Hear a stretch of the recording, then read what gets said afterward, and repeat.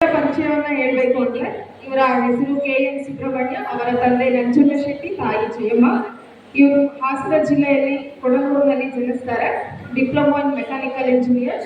ಹಾಗೆ ಹಾರೋಹಳ್ಳಿಯ IT ಕಾಲೇಜಿನಲ್ಲಿ ಅವರು ಕರ್ತವ್ಯವನ್ನ ನಿರ್ವಹಿಸ್ತಾ ಇದ್ದಾರೆ.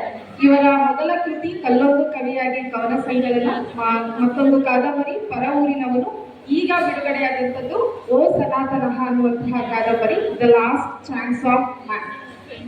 ಈ ಒಂದು ಕಾದಂಬರಿಯಲ್ಲಿ 9 ಅಧ್ಯಾಯಗಳು ಹಾಗೂ 79 ಭಾಗಗಳಿದ್ದು, ಹೆಸರೇನು ಈ ರೀತಿ ಇದೆ ಅಂತ ಹೇಳಿ ಅನ್ಕೋಬಹುದು. ಆದ್ರೆ ಈ ಪುಸ್ತಕ ಸಮಾಜಕ್ಕೆ ಹಿಡಿದಂತಹ ಒಂದು ಕನ್ನಡಿಯಾಗಿದೆ.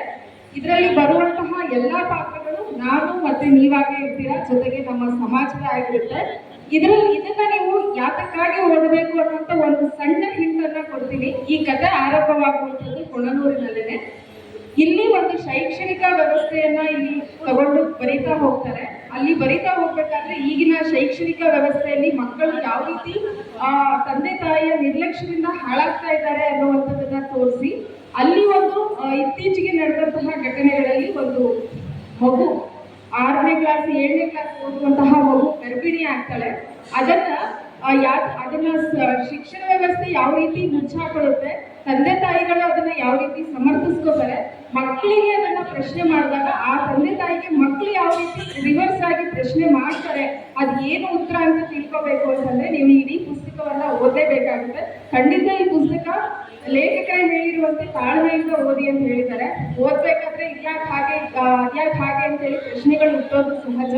ಆ ಪ್ರಶ್ನೆಗಳಿಗೆ ನಮ್ಮಲ್ಲೇ ನಾವು ಉತ್ತರ ಕೊಟ್ಕೊಂಡು ಈ ಪುಸ್ತಕವನ್ನ ಓದ್ತಾ ಹೋದ್ರೆ ಏನೋ ಒಂದು ಸಮಾಜದಲ್ಲಿ ಬದಲಾವಣೆ ತರೋದಕ್ಕೆ ಸಾಧ್ಯವಾಗುತ್ತೆ. ಇದರಲ್ಲಿ ಬರುವಂತಹ ಬುದ್ದಯ್ಯ, ಜಂಗಯ್ಯ ಮತ್ತು ಸುಬ್ರಾಯ ಪಾತ್ರಗಳು ಈ ಸಮಾಜದ ತಪ್ಪು ಒಪ್ಪು ಓರೆಕೋರೆಗಳನ್ನ ಬುದ್ದಯ್ಯನ ಮೂಲಕ ಏರಿಸುವಂತಹ ಜಾಣ್ಮೆ ಲೇಖಕರದಾಗಿದೆ. ಬುದ್ದಯ್ಯ ಇಲ್ಲಿ ನಮ್ಗೆಲ್ಲ ಕಥೆ ಹೇಳ್ತಾ ಹೋಗ್ತಾರೆ. ಸುಬ್ರಾಯ ಮತ್ತೆ ಜಗ್ಗಯ್ಯನ ಜಾಗದಲ್ಲಿ ನಾವೇ ಇರ್ತೀವಿ. ಎಲ್ಲೆಲ್ಲಿ ಕಥೆಗಳನ್ನ ನಿಲ್ಲಿಸ್ಬೇಕು, ಎಲ್ಲಿಂದ ಮತ್ತೆ ಶುರು ಮಾಡಬೇಕು ಅನ್ನುವಂತಹ ಜಾಣ್ಮೆ ಮತ್ತೆ ಚಾಣಾಕ್ಷತೆ ಲೇಖಕರ ಈ ಪುಸ್ತಕದಲ್ಲಿ ನಾನು ನೋಡಿದೆ.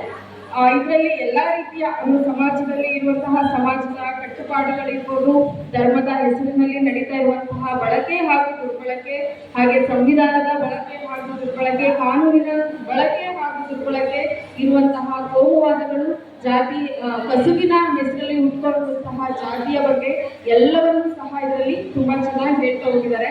ಇಲ್ಲಿ ಧರ್ಮವನ್ನ ನೀನು ಅಳಿಯುವೆಯೋ ಅಥವಾ ಉಳಿಯುವೆಯೋ, ಹಿಂದೂ ಧರ್ಮ ಅನ್ನುವಂಥದ್ದು ನಮ್ಮ ಕೈಲಿದೆ. ಅದನ್ನ ನಾವು ಅಳಿಸಾಕ್ತಿವೋ ಅಥವಾ ಉಳಿಸ್ಕೊಂತೀವೋ, ಅದು ಮನುಷ್ಯನಿಗೆ ಯಾವ ರೀತಿಯ ಕೊನೆಯ ಅವಕಾಶವನ್ನ ಕೊಡ್ತಿದೆ ಅನ್ನುವಂಥದ್ದನ್ನು ಸಹ ಇಲ್ಲಿ ಹೇಳ್ತಾ ಹೋಗ್ತಾರೆ.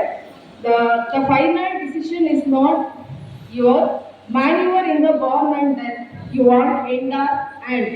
ಉಳಿಯುವೆಯೋ ಅಳಿವೆಯೋ ಮನುಷ್ಯನೇ, ನಿನ್ನ ಅಂತಿಮವೋ ಅಂತಿಮ ನಿರ್ಧಾರ ನಿನ್ನದಲ್ಲ. ಬನ್ನಿ ಮಹಾಸಂಗಮವಾಗಿ ಅನ್ನುವಂತಹ ವಿಶೇಷ ಸಂದೇಶವನ್ನ ಈ ಒಂದು ಕೃತಿಯಲ್ಲಿ ಲೇಖಕರು ಕೊಟ್ಟಿದ್ದಾರೆ. ಆದ್ರೆ ಕೊನೆಗೂ ಸಹ ಈ ಒಂದು ಕೃತಿ ಬಂದು ನಿಲ್ಲುವಂಥದ್ದು ಪಂಪ ಹೇಳಿರುವ ಹಾಗೆ ಮನುಷ್ಯ ಜಾತಿ